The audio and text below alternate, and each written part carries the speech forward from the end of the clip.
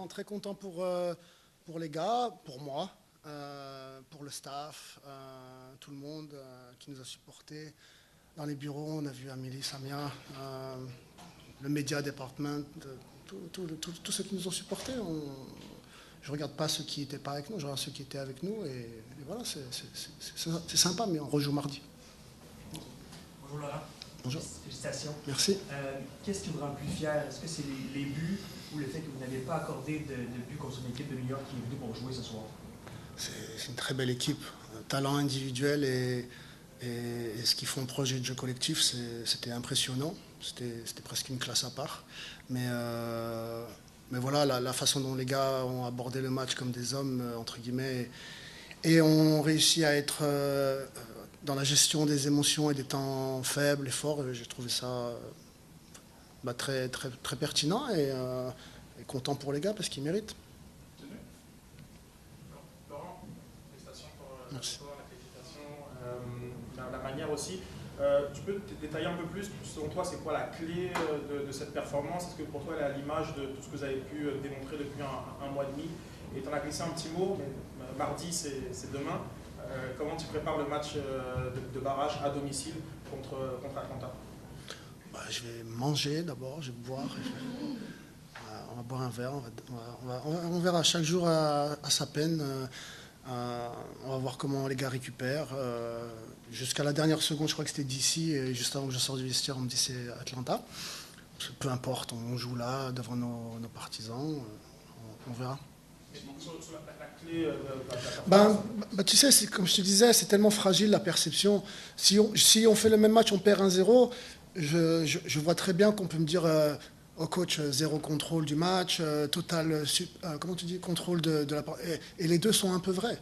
Donc voilà, c'est toujours cette situation que c'est jamais noir ou blanc, c'est toujours un petit. Moi, j'ai trouvé que défensivement, je nous ai trouvé rarement en danger, pardon.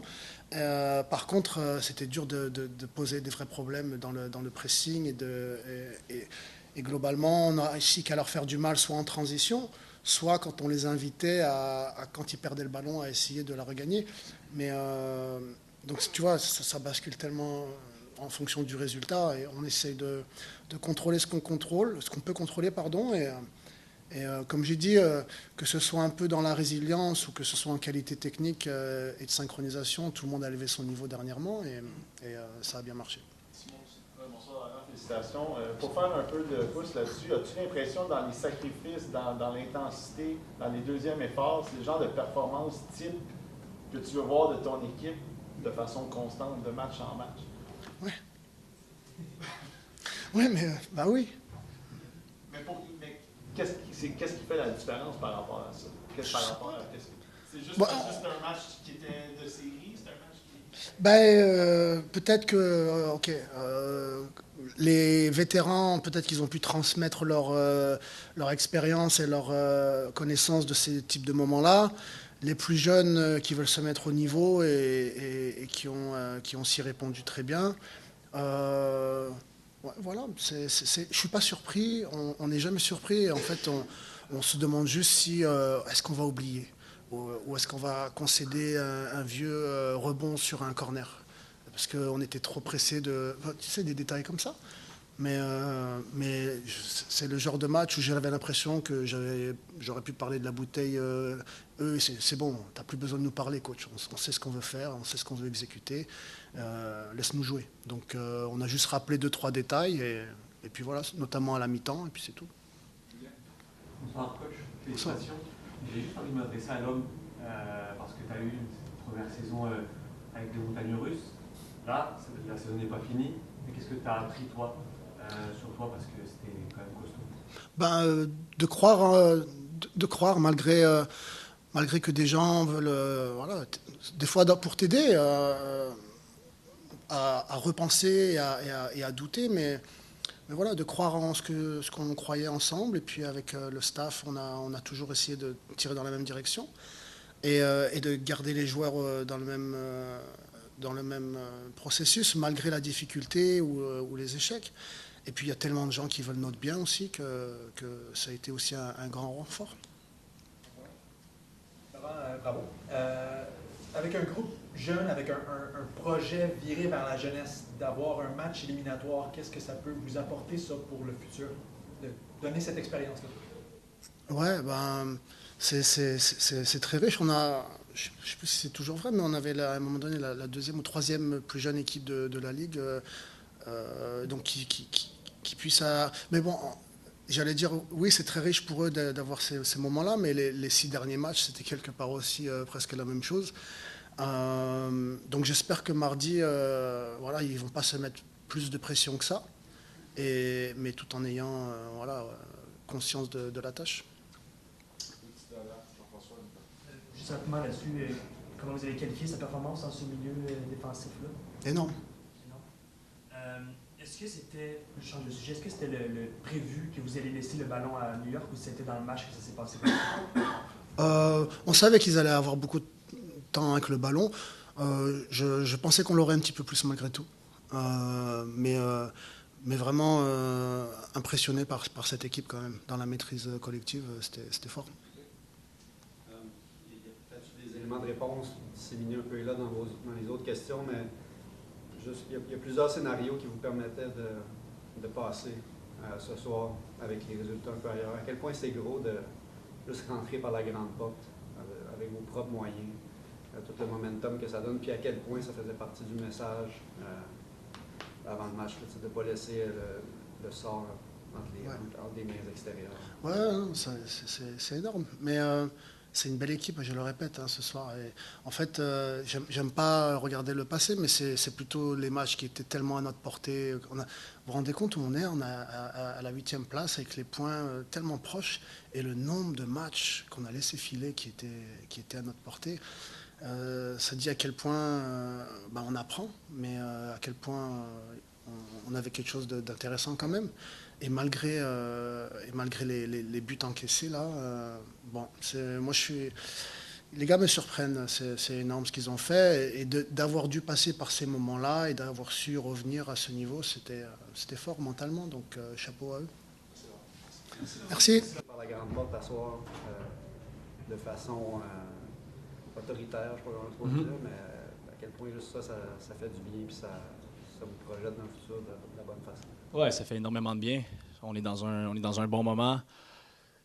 Des belles émotions, qu'on vit ensemble, autant avec le groupe, avec les partisans, avec vous. Je suis sûr que vous êtes contents aussi de pouvoir continuer à nous suivre. Donc, non, super content d'entrer, comme tu l'as dit, par la grande porte. Terminer 8e, d'avoir un match de play-in à la maison. Le dernier match de play-in qu'on a eu, c'était, je crois, 2020 à New England, où j'avais été suspendu. Donc là, je vais avoir la chance de jouer ce match-là. Puis ici à la maison. Donc, si on a le même support qu'on a eu ce soir. Puis, durant toute la saison, quand même, 17 matchs à guichet fermé, c'est pas rien. Donc, si les gens répondent présent encore une fois mardi, je pense que ça regarde bien.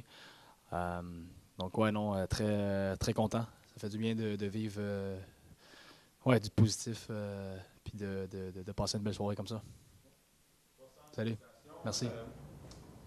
Je sais que dans les dernières semaines, vous disiez, on joue 6 finales, 7 finales. Ouais. Aujourd'hui, on dirait qu'il y avait encore une petite coche de plus dans votre jeu, dans le sacrifice, dans l'intensité. Juste me parler de ce match-là en tant que tel, de la façon dont les gars ont amené ça à un autre niveau.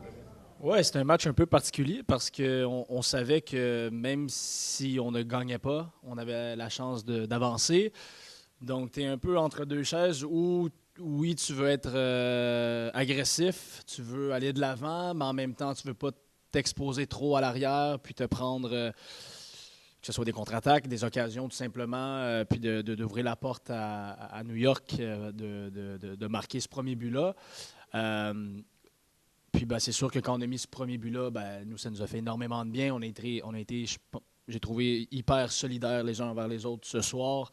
Le bloc défensif a été top. Oui, on a mis moins de pression qu'à l'habitude. Il faut donner aussi crédit à New York City. C'est une très, très bonne équipe de foot qui joue bien au ballon. Donc, c'était pas nécessairement la chose à faire. Donc, j'ai trouvé qu'on a été super compact, super solide. La ligne de défense a fait un gros travail. Joël au milieu de terrain, on le sait que joué quelques fois à cette position-là, mais de jouer un match complet comme ça a fait du gros travail, donc chapeau à lui. Puis ouais, non, on a été super solide. Puis je pense que c'est ce qu'on avait besoin ce soir. On savait qu'on a la qualité, on a la chimie offensivement pour se créer des occasions. On savait qu'on pouvait leur faire mal en transition. On a bien fait nos devoirs. Chapeau aussi au staff de nous avoir bien préparés.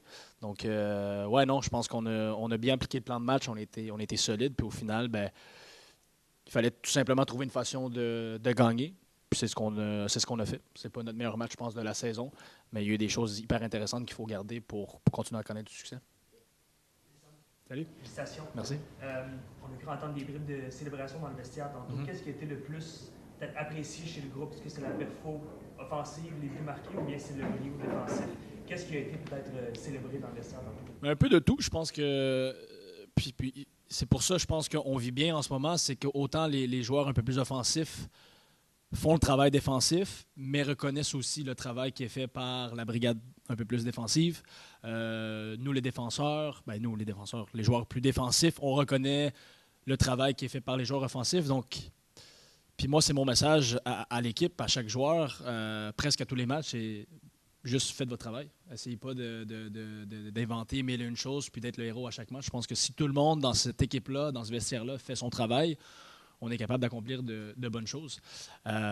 Oui, on peut parler du brio de Joseph qui marque beaucoup de buts dernièrement, l'énergie qu'apporte Caden Clark, Bryce Duke qui est une bonne bougie d'allumage quand même offensivement. Mais au final, ces gars-là font leur job. La défense, pour moi aujourd'hui, Corbeau, Campbell, Fercho, Fernando, on ne les voit pas nécessairement, mais le nombre de ballons qu'eux ont gagné, beaucoup de courses en profondeur dans leur dos qu'ils ont été capables de gérer. Je pense qu'en première mi-temps, on a concédé 15 corners. On était hyper solides. Donc, chacun fait son travail. Puis au final, ben, si tout le monde fait son boulot, si tout le monde réussit à être un 6 sur 10, 7 sur 10 à chaque match, ben, au final, ça l'élève le standard, le jeu de tout le monde. Puis ça fait en sorte qu'on connaît du succès collectif. Donc, ouais, c'est ce qui a été reconnu, je crois, dans le vestiaire. Tout le monde est content que tout le monde ait fait son boulot. Puis, ouais, qu'on puisse vivre des bonnes émotions comme ça tous ensemble. Parce qu'honnêtement, puis je me répète, puis je sais que c'est difficile à croire dans un moment un peu plus difficile, mais on a un très bon vestiaire. Tout le monde s'aime. Oui, c'est sûr que quand il y a des moments un peu plus difficiles, il y a des périodes où des moments plus difficiles à vivre ensemble. Mais vraiment, je pense que tout le monde s'entend bien dans le vestiaire-là. Puis au final, ben, quand on se met tous ensemble puis on pose dans la même direction, on est capable de faire de bons trucs. Sam, bravo pour la qualification. Merci. Je sais que de l'externe, il y a eu beaucoup de doutes par rapport à la possibilité que vous vous qualifiez pour les éliminatoires. Il y a 2 mois, on donnait pas cher de votre peau. Est-ce qu'à l'interne, il y a eu des moments de doute aussi? Et qu'est-ce qui peut-être a fait le déclic qui a fait en sorte que vous êtes parti sur cette séquence-là qui vous permet aujourd'hui d'entrer en play-off avec un match à domicile? Oui, c'est sûr qu'il y a eu des doutes. Je prends la séquence où je me trompe pas. Oh, pardon. Si je ne me trompe pas, back-à-back, on a perdu 5-0 ici à la maison, puis après, c'était quoi, 4-1 pas à New England, mais à Cincinnati. C'est sûr qu'après 2 matchs comme ça, tu as un peu de doute qui se présente, puis tu te dis que ça va être difficile peut-être de remonter la pente, mais autant moi, puis je pense que c'est la même chose pour le reste des joueurs, on a toujours cru qu'on avait les éléments dans l'effectif, puis aussi avec le staff pour changer les choses, de faire quelque chose de bien.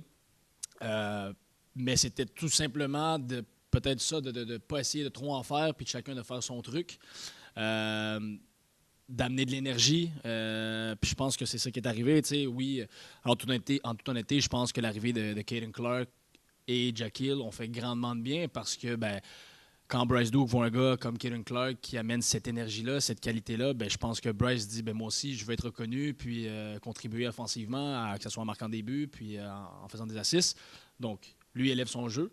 Même chose pour un gars comme Jack Hill qui amène l'énergie, qui est un peu, puis je le dis très, très positivement, un peu naïf dans son jeu où lui, il veut tout simplement jouer. Puis je pense que la pression qu'il y avait ce soir, c'est peut-être une première pour lui. Lui qui fait bien, Raheem de l'autre côté qui fait bien, fait en sorte que c'est ça, Raheem veut bien faire, puis que Jack Hill soit pas là puis que Raheem soit là. Donc, les deux vont être à la même place. Même chose pour Tom Pierce, David Bougage. Donc, tu sais, tout le monde pousse dans la bonne direction. Puis quand il y a de la compétition à l'interne, je pense que ça fait en sorte que ça élève le jeu de tout le monde. Puis ça fait en sorte que collectivement, on est beaucoup mieux. Pour répondre à ta question, j'ai patiné un peu, excuse. Mais honnêtement, après cette défaite-là, Cincinnati, 4-1, on a eu beaucoup de rencontres qui sont individuelles, collectivement, avec les unités. C'est sûr que l'épisode, puis j'ai reçu un message de Patrice Bernier qui me dit le go-kart. Honnêtement, le go-kart, ça a été payant. Ça a été payant, le go-kart. Fait que, puis honnêtement, c'était une des premières activités qu'on faisait ensemble à l'extérieur du terrain. Puis c'est là que tu apprends à connaître des gars un peu différemment. Des gars ont lâché un peu leur fou, les gars ont apprécié ça, puis on vu que finalement, on a des bons jocks dans ce vestiaire-là, aussi à l'extérieur du terrain, humainement. Donc, ça fait en sorte que sur le terrain, tu veux peut-être un peu plus pousser puis te battre pour ce gars-là. Puis c'est ce que je trouve qu'on a retrouvé, de se battre les uns pour les autres. Puis je pense honnêtement, les images qu'on a vues ce soir, l'équipe qu'on a vue ce soir, ça reflète parfaitement ce sentiment-là. Là.